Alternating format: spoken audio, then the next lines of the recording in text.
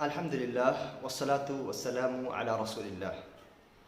अलीबादा के इस प्लेटफॉर्म से अलीबादा के बच्चों के पेरेंट्स के साथ मुझे कुरानिक स्टडी, चाहे वो हिफ्ज़ हो, चाहे वो कुरान रीडिंग स्किल हो, या कुरान को देख के पढ़ना जिसको नाज़िरतुल कुरान बोलते हैं,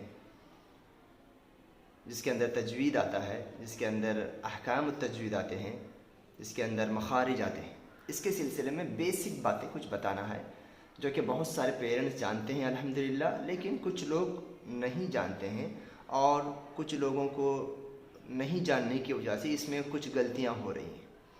फ़र्स्ट ऑफ़ ऑल ये आपको और हमें मालूम होना चाहिए कि अलीबादा इंडियन स्कूल में तकरीबन हफ्ता में 8 या 9 पीरियड कुरान रीडिंग और कुरान मेमोराइजेशन के लिए होते हैं हर क्लास में।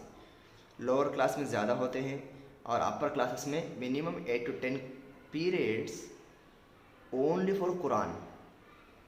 ये मैं दीनियात, अरबिक, दुआ, फ़िक़्ह उसके लिए नहीं बोल रहा हूँ, only for Quran reading and memorisation होते हैं। तो जिसके अंदर बच्चे को उसके लेवल से पढ़ाया जाता है।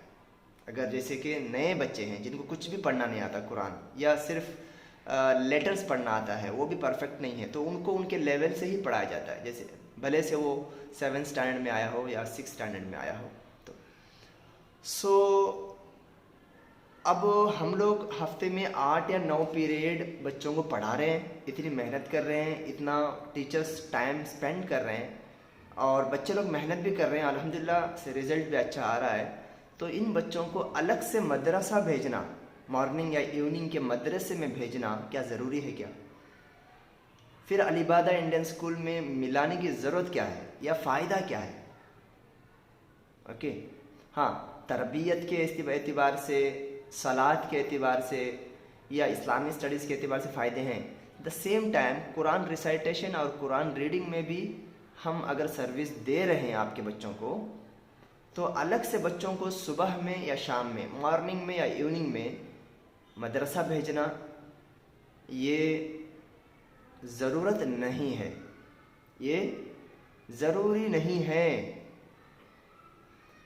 इससे क्या होगा, बच्चे के ऊपर बर्डन ज़्यादा पड़ेगा, एक प्रॉब्लम ये हो सकता है।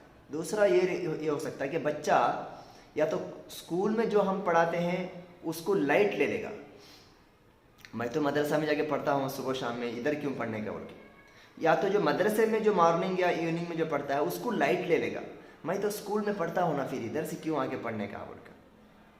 तो बच्चा ये जो टाइम है, जो मॉर्निंग का टाइम या इवनिंग का टाइम, रेस्पेक्टिव पेरेंट्स जो दे रहे हैं, अल्हम्दुलिल्लाह मुझे उनके ऊपर बहुत ही फ़ख्र है। मैं रेस्पेक्ट करता हूँ उन माँ बाप के जो मदरसे में भेजते हैं या मौलाना को घर में बुला के एक्स्ट्रा फोकस कराते हैं, मैं उनका रेस्पेक्ट करता हूँ। लेकिन मैं चाहता हूँ कि जब हम लोग इधर मेहनत कर रहे हैं तो इसको सीरियसली अगर तुम्हारा बच्चा अगर पढ़ेगा तो सेम रिजल्ट आ जाएगा, एक बात। और जो घर में जो आपके बच्चे के लिए जो टाइम अलॉटेड है या फ्री टाइम है, उसमें आप एकेडमिक स्टडीज़ पे फोकस कराओ। उनके असाइनमेंट्स हो, उनका रिवीजन हो, उनका होमवर्क हो, उनका एक्स्ट्रा करिकुलम एक्टिविटीज़ हो, उसमें उनको प्रैक्टिस कराओ आप। मदरसे का 1 घंटा या 1.5 आवर्स, वो जो टाइम आप किस में स्पेंड करो उसको बेकार मत करो, उसको एकेडमिक जो है ना डेवलपमेंट के लिए उनको लगा दो, उनके साथ बैठो। या अगर आप ज़रूरी समझते हैं कि बच्चे का जो एकेडमिक स्टडीज़ को अगर हम फोकस नहीं कर सकते, आप लोग एजुकेटेड अगर नहीं हैं, तो उन बच्चों को आप चाहें तो किसी टीचर के पास भी ट्यूशन के लिए भी भेज सकते हैं। आज एक बच्चा, मैं एक केस स्टडी, यानी कि आज एक बच्चा आया स्कूल में, लेट से आया और फ्रेश भी नहीं था, बच्चा फ्रेश नहीं था। मैं पूछा कि क्यों लेट हो गया? उसने पूछा कि शेख सर मैं मॉर्निंग मदरसा गया था, जाके आने के लिए लेट हो गया और उधर एग्ज़ाम था, और सरप्राइजली हमारे पास भी एग्ज़ाम आज के दिन चल रहा है, उधर भी एग्ज़ाम इधर भी एग्ज़ाम। अच्छा, मैं पूछा क्या पढ़ने गया था बेटा? तो उसने बोला कि मैं कुरान पढ़ने गया था। मैंने पूछा कि बेटा तुझको इधर कुरान हम पढ़ा रहे हैं, हिफ्ज़ हम करा रहे हैं, तेरे क्लास में सबके सारे बच्चे कुरान देख के तजवीद के साथ पढ़ रहे हैं। 7th स्टैंडर्ड का बच्चा था वो, माशाल्लाह स्टूडेंट था। 7th स्टैंडर्ड में जो कुछ बच्चे नए इस साल आए, 2 बच्चे, विद इन 1 मंथ उन्होंने इस कुरान रीडिंग, इस किताब को फिनिश किया, इस किताब को फिनिश किया, जिस किताब में हम लोग कुरान को पढ़ना सिखाते हैं, कुरान पढ़ना सिखाते हैं। ओके, विद इन 1 मंथ उसने ख़त्म किया, विद इन 1 मंथ। सो वो मैंने उससे पूछा तो मुझे ताज्जुब हो गया कि इधर भी पढ़ता है, बच्चे को ऑलरेडी कुरान पढ़ने आता है। एक ट्रेडिशन के तौर पर, ट्रेडिशन सब जाते हैं, हमारा बच्चा भी जाने दो। हाँ, को कंपलसरी समझ करके शायद हमारे कुछ पेरेंट्स मदरसा में भेज रहे हैं या अपने घर पे मौलाना को बुला रहे हैं, जिससे बच्चा एडवांटेज ले रहा है, उसका डिसएडवांटेज भी उसके ऊपर हो रहा है और उसको ग्रांटेड ले रहा है। ओके, सो ऐसा नहीं करो। और एक स्टूडेंट हमारे पास है, मैं आपको एग्जांपल दे रहा हूँ। वो बच्चे को, उस स्टूडेंट को कुरान देख के पढ़ना बहुत अच्छा आता है, वेरी गुड, रिसाइटेशन स्किल बहुत अच्छा है माशाल्लाह। Still he is going to मदरसा इन मॉर्निंग टाइम।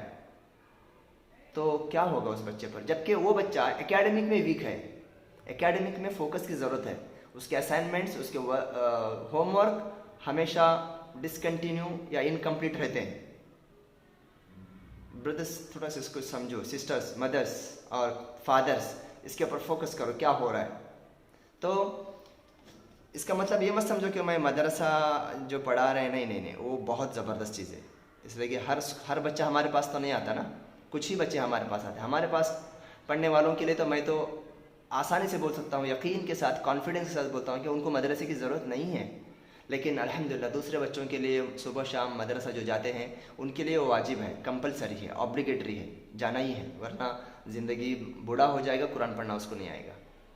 अच्छा, कुछ पेरेंट्स ऐसा बोल सकते हैं कि भाई हमारा बच्चा एकेडमिक में भी अच्छा है, कुरान आप पढ़ाते भी हैं, हमको मालूम है, अलीबादा वाले पढ़ाते हैं, स्टिल फर्दर एक एक्सीलेंसी के लिए, फर्दर परफेक्शन के लिए हम भेजते हैं, नो प्रॉब्लम, भेजो। लेकिन कंडीशन ये है कि तुमको मालूम होना चाहिए कि भाई स्कूल में भी हम लोग पढ़ाते हैं। दूसरा ये है कि भाई बच्चे का एकेडमिक इनकम्प्लीट नहीं होना चाहिए, लैकिंग नहीं होना चाहिए। ये कंडीशन के साथ अगर आपके पास एक्स्ट्रा टाइम है तो सुभान अल्लाह, आप मदरसा भेजो। लेकिन मेरी पहली की जो बात है कि भाई उनको रूटीनली भेजना, सब लोग भेज रहे हैं बल्कि हम लोग भेजना, स्कूल में पढ़ाने के बावजूद अगेन एंड अगेन उनको सुबह शाम की मदरसे को भेजना, आई थिंक कहीं ना कहीं हम टाइम का सही यूटिलाइज नहीं कर रहे हैं और बैलेंसिंगली नहीं जा रहे हैं, जिसकी वजह से बच्चे का हेल्थ और बच्चे का एकेडमिक ख़राब हो रहा है, लैकिंग हो रहा है उसके अंदर। ओके, अस्सलामु अलैकुम व रहमतुल्लाहि व बरकातुहू।